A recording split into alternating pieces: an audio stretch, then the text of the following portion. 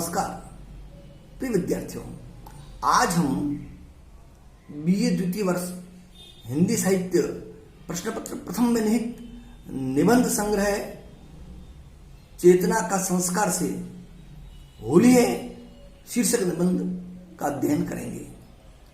यह निबंध भारतीय युग के विख्यात साहित्यकार प्रताप नारायण मिश्र ने लिखा है। सुप्रसिद्ध लेखक, कवि और पत्रकार प्रताप नारायण मिश्र का जन्म 24 सितंबर 1856 ईस्वी में उत्तर प्रदेश के उन्नाव जिले में बैगे गांव में हुआ था। इनके जन्म के कुछ समय बाद ज्योतिषी पिता पंडित संकटाधीन कानपुर आकर बस गए थे। पिताजी उन्हें भी ज्योतिषी बनाना चाहते थे, मगर उनकी रुचि न होने से पिता ने उन्हें अंग्रेजी स्कूल में भर्ती करा दिया। पिता की मृत्यु के पश्चात मिश्र जी की शिक्षा अधूरी रह गई, किंतु उन्होंने प्रतिभा और स्वाध्याय से अपनी योग्यता पर्याप्त बढ़ा ली। वे हिंदी, उर्दू और बंगला तो अच्छी जानते ही थे, इसके साथ ही फारसी, अंग्रेजी और संस्कृत में भी अच्छी पकड़ बना ली।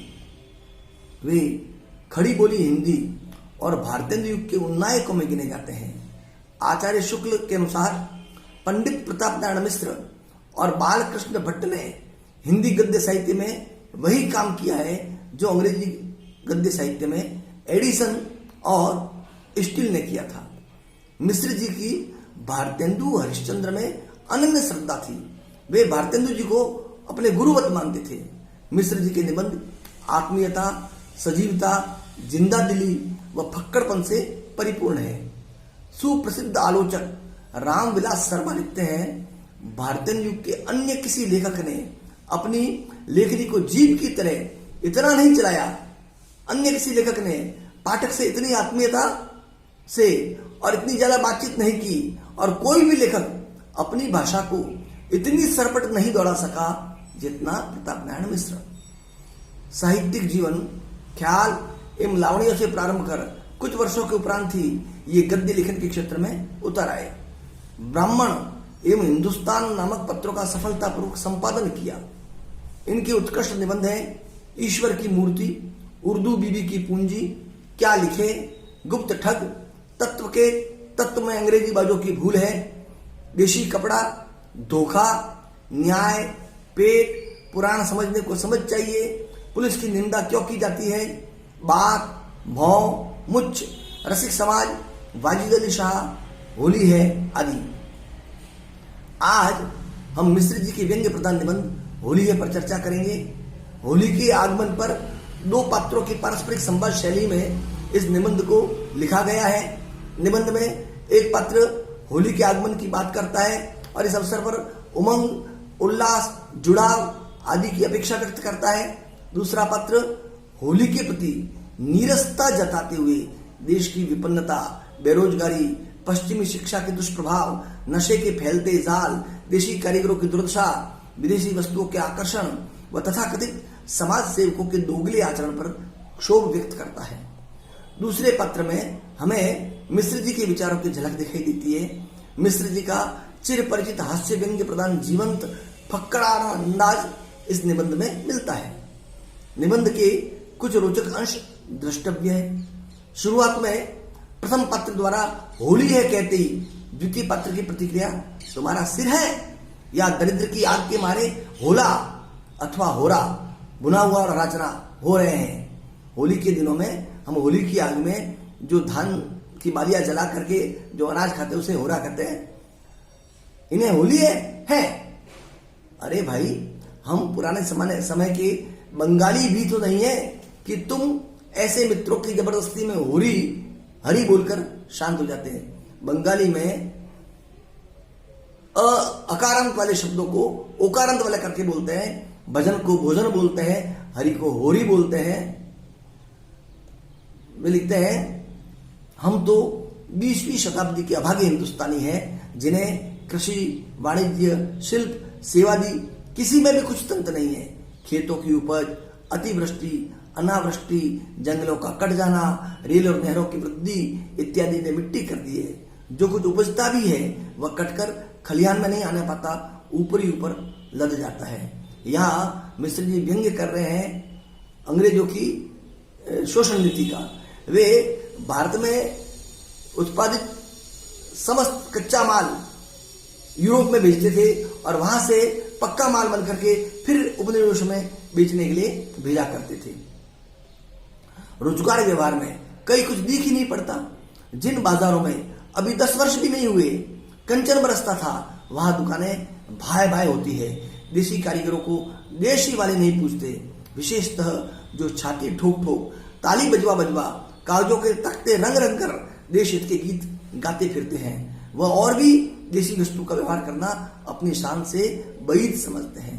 यहाँ व्यंग्य उन पश्चिमी पिट्टुओं पर है जो भारत के होते हुए भी पश्चिमी शिक्षा के प्रभाव से पश्चिमी रंग में रंगे और वे इस देश की संस्कृति से जुड़ी, इस देश से जुड़ी हर वस्तु को हे दृष्टि से देखते हैं।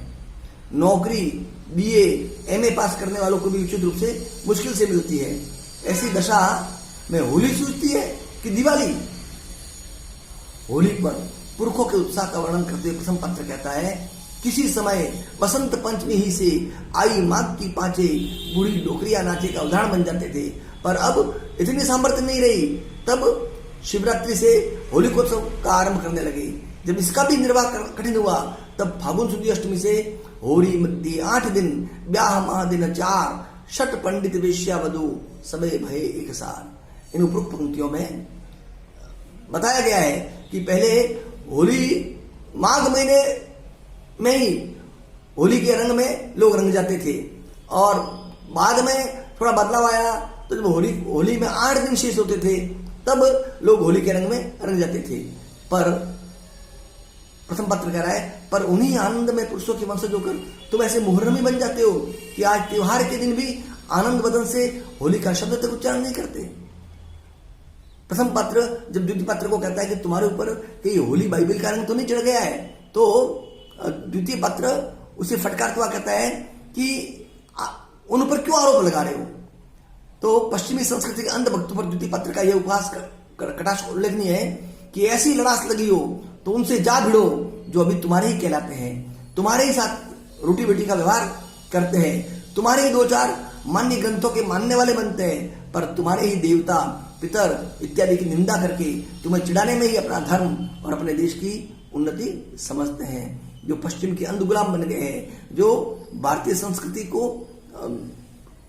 हे नजरिए से ही देखते हैं, उन पर व्यंग्य से जुड़ा पर जोर देता हुआ एक पत्र कहता है, देखो मट्टी के तेल की रोशनी और कुल्हिया के ऐनक की चमक से चौंधिया न गई हो तो देखो 3600 जात बरंच अजात के जूठे गिलास की मदिरा तथा भच्च अभच्च की गंध से अक्किल भाग न गई हो तो समझो आज मन मारकर बैठे रहने का दिन नहीं है, पुरखों के प्राचीन सुख संपत्ति को स्मरण करने का दिन है।